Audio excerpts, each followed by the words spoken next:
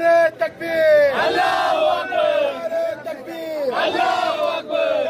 एकट वंचित बहुजन आघाडीचा, वंचित बहुजन आघाडीचा, बाळासाहेब आंबेडकर आगे बढ़ो, हम तुम्हारे साथ हैं, बाळासाहेब आंबेडकर आगे बढ़ो, हम तुम्हारे साथ हैं। छत्रपति शिवाजी महाराज की जय, छत्रपति शिवाजी महाराज की जय। क्रांती सूर्य महात्मा ज्योतिबा फुलेंचा, क्रांती सूर्य महात्मा ज्योतिबा फुलेंचा।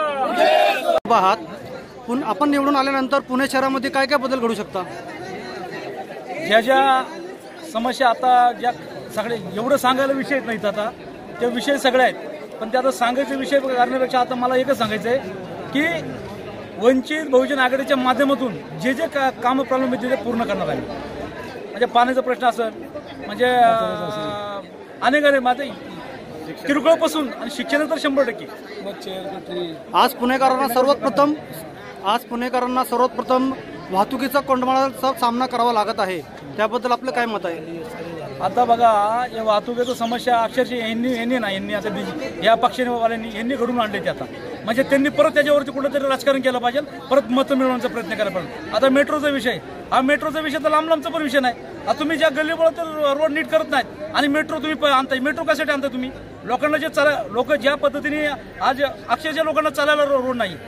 आता आमचे म्हणजे पिंपरी शहराचे, पुणे शहराचे आमचे लेखतबाई जे घेई तुम्हाला सांगते सगळ्यात जास्त यांची समस्या। अनिल जाधव यांचा नॉमिनेशन फॉर्म भरण्यासाठी वंचित आघाडीचे सर्व घटक पक्षाचे, ऑल इंडिया मजलिस इत्तेहादुल मुस्लिमीन पक्षाचे कार्यकर्ते, आमचे नगरसेविका अश्विनीताई लांडगे, शहर अध्यक्ष आणि सर्व कार्यकर्ते आज एका दिलाने मोठ्या प्रमाणामध्ये काम करतात।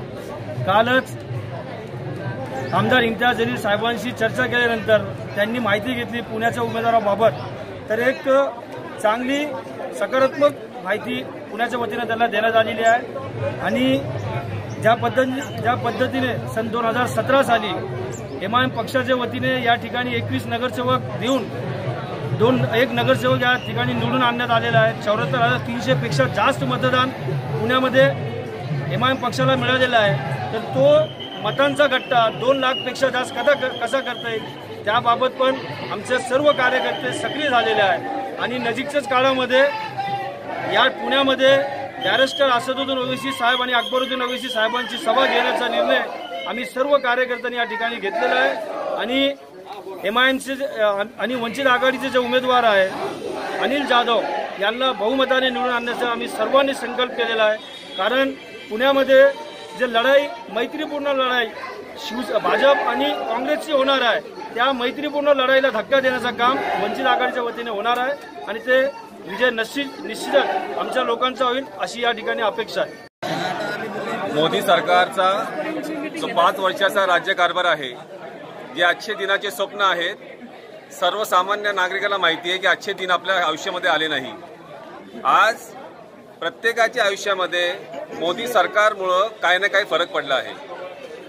आज प्रत्येक माणूस त्यांच्या ज्या कथाकथित कल्याणकारी योजना आहे त्याच्या नावाखाली भरडला गेला आहे आणि काँग्रेस पक्षाची मानसिकता नाहीये त्या पक्षाला ते सत्तेवरून हटवू शकेल। आणि ज्याप्रमाणे जातीवाद, धर्मवाद, ज्याप्रमाणे मुस्लिमांवर, आदिवासींवर व दलितांवर अत्याचार होत आहे, त्या अत्याचारासाठी काँग्रेस कधी रस्त्यावर उतरली नाही। आम्ही वर्षोनवर्ष या प्रस्थापित सरकाराविरुद्ध रस्त्यावर उतरतो, त्यांच्याविरुद्ध आंदोलन करतो। काँग्रेस पक्ष 5 वर्ष झोपलेले असती, जेव्हा इलेक्शन येते तेव्हा ती मैदानात येते आणि म्हणती जर तुम्ही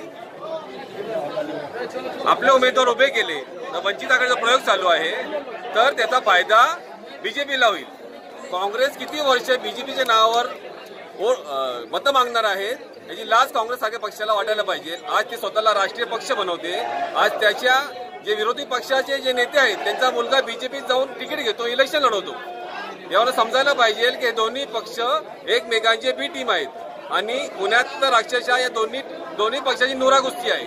आज मोहन जोशी असतील, पालकमंत्री गिरीश बापट असतील, त्यांचे संबंध अख्ख्या पुण्याला माहिती आहेत। त्यामुळे ही लढत कशी होईल ती सर्व जनतेला माहिती आहे आणि काँग्रेस ती लढाईच्या आधीच या लढतीतनं माघार घेतली आहे। त्यामुळं आज लोकांसमोर वंचित आघाडीशिवाय दुसरा पर्याय नाहीये. जर यांना सत्तेवरनं हकलायचं असेल तर माननीय बाळासाहेब आंबेडकर व ओवीसी साहेब दोघांनी जो प्रयोग केला आहे वंचित आघाडीचा, ती आघाडी महाराष्ट्रभरमध्ये भरघोस मतांनी त्याचे उमेदवार निवडून येणार आहे व येणाऱ्या काळामध्ये महाराष्ट्राचं जे राजकारण आहे त्यामध्ये आमूलाग्र बदल होणार आहेत आणि जे खालच्या जातीचे वंचित घटकाचे जे नेतृत्व आहेत त्या पुढच्या काळामध्ये या वंचित आघाडीच्या माध्यमातून लोकांसमोर येतील व लोकांचे जे खरे मुद्दे आहेत त्या मुद्द्यांवर ते काम करतील.